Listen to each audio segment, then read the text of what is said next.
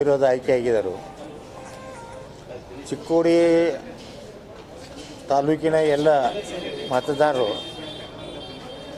ಅವರನ್ನು ಬೆಂಬಲಿಸಿ ಅವಿರೋಧವಾಗಿ ಆಯ್ಕೆ ಮಾಡಿಕೊಟ್ಟಿದ್ದಾರೆ. ಅವಿರೋಧ ಆಯ್ಕೆ ಮಾಡಿಕೊಡ್ಲಿಕ್ಕೆ ಕಾರಣ ಅಂತಂದ್ರೆ ರೈತರಿಗೆ ಹೆಚ್ಚಿನ ಇನ್ನೂ ಅನುಕೂಲ ಆಗಬೇಕು, ರೈತರಿಗೆ ಇನ್ನೂ ಹೆಚ್ಚಿನ ಸಾಲ DCC ಬ್ಯಾಂಕ್ನಿಂದ ಸಿಗಬೇಕಂತ ಉದ್ದೇಶದಿಂದ ಇವತ್ತು ಅವರು ಗೆದ್ದು ಬಂದಿದ್ದಾರೆ.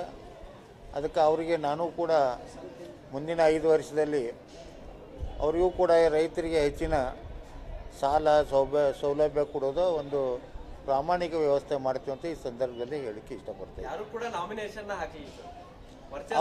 ಅವ್ರಿಗೆ ಬಿಟ್ಟಿದ ವಿಷಯ ನಮಗೇನು ವರ್ಚಸ್ಸಲ್ಲ, ಅವ್ರಿಗೆ ಬಿಟ್ಟಿದ ವಿಷಯ. ಯಾರು ನಾವೇನು ಬ್ಯಾಡ ಅಂತ ಯಾರಿಗೆ ಹೇಳಿಲ್ಲ, ಅದು ಗೊತ್ತಿಲ್ಲ. ಯಾರ ಮ್ಯಾಗ ಪ್ರೀತಿ ಇತ್ತು ನಂಗೆ ಗೊತ್ತಿಲ್ಲ. ಹಾಕ್ಬೋದಾಗಿತ್ತು, ನಾವೇನು ಬ್ಯಾಡ ಅಂತ ಯಾರಿಗೇನು ಬ್ಯಾಡ ಅಂತ ಹೇಳಿಲ್ಲ, ಏನು ತಗೊಂಡ್ರು ಯಾರಿಗೆ ಹೇಳಿಲ್ಲ. ಅಧ್ಯಕ್ಷ ನಮಗೇನು ಸಂಬಂಧ ಇಲ್ಲ.